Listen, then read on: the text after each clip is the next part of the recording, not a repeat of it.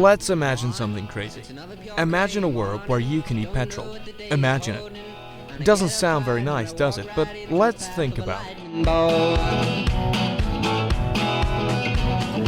You've had chewing gum before, right? Well, did you know that 8% of chewing gum is made up of tar? Mac and cheese. You've all eaten that, right? Well, guess what? That contains dyes made from coal tar, which in large amounts can cause severe blindness and even death. In fact, it's not just a small minority of foods that contain harmful chemicals.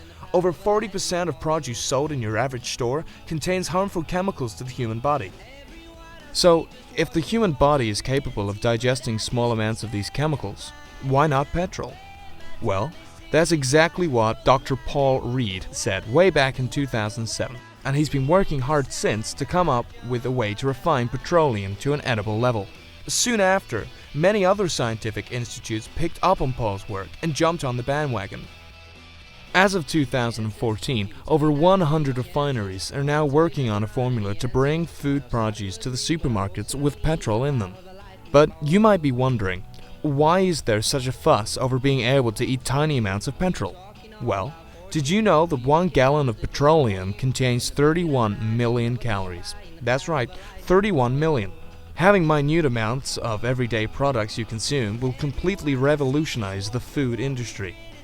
Finally, given the extremely high levels of petrol, it would potentially put an end to the world of poverty. For example, an average bowl of rice contains 218 calories, but add 0.0027% of refined petrol into the mixture and the calories are tripled to over 600 calories. So, there you have it. Petrol in food is the future. We asked several film students what they just watched and how they felt about this new information. It's interesting. I didn't know anything about that before. It's not something you really think about, is it? It's quite crazy, actually. Like, never really thought of that myself. What I just watched? What did you just watch? What do you think about it? I could see it as like a, like I said, world poverty. I could see it going to, if it is approved, going to like countries like Africa, maybe war-torn countries where there's like no food. But no, right, so is it just the whole thing about if you eat this stuff, it has more calories in it, so it'll help starvation? The only issue I would say is that one of the big problems with hunger and stuff like that is the protein sources, and obviously petrol doesn't have protein. You know, this new idea could be beneficial to, say, like big like continents like Africa, Asia, but not necessarily like England or sort of smaller regions in Europe. Let's say Africa. The amount of rice they ship to Africa from other countries is enormous, and the amount of rice that's produced just to feed people, to keep them alive, is enormous. And they're trying to find new ways to grow rice without it dying, because we're having more and more extreme weather. And if you could add just a little bit of petrol and triple the calorie count, obviously that will save costs on shipping. It will save the amount of rice you have to grow, and yeah, it could definitely help. Okay. Oh yeah, definitely think about trying it. It's very interesting, but I think it's very ahead of its time, in a sense that, like, who would think about eating like or drinking petrol or petroleum? It's kind of crazy. Like, I don't know. It's just a bit mind blown in a sense, yeah.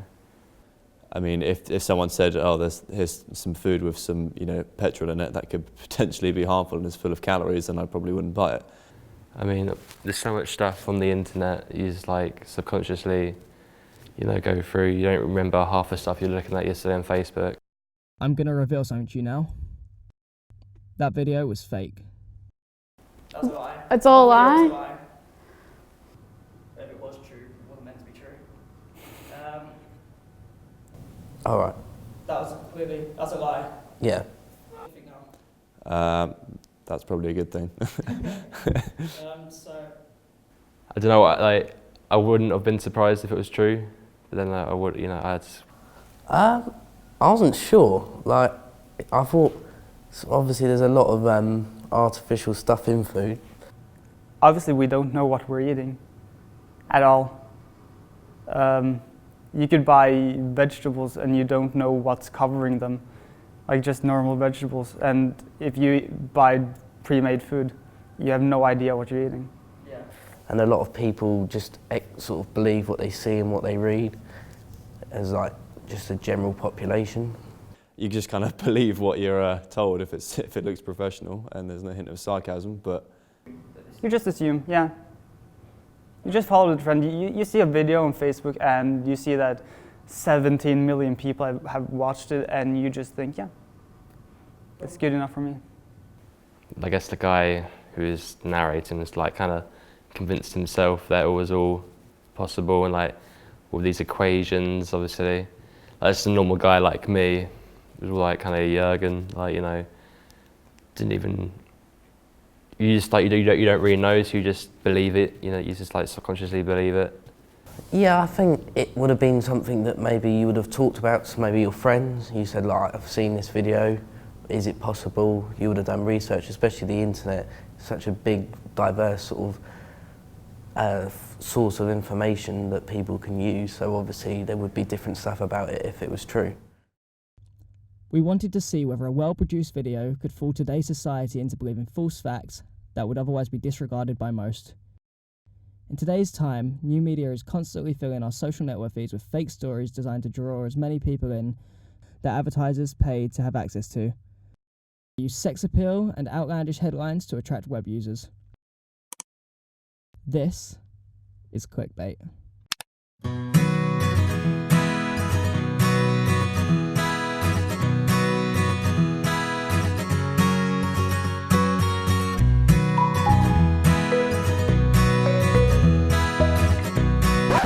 So it's not real? It's not real. Frank really knew it wasn't real?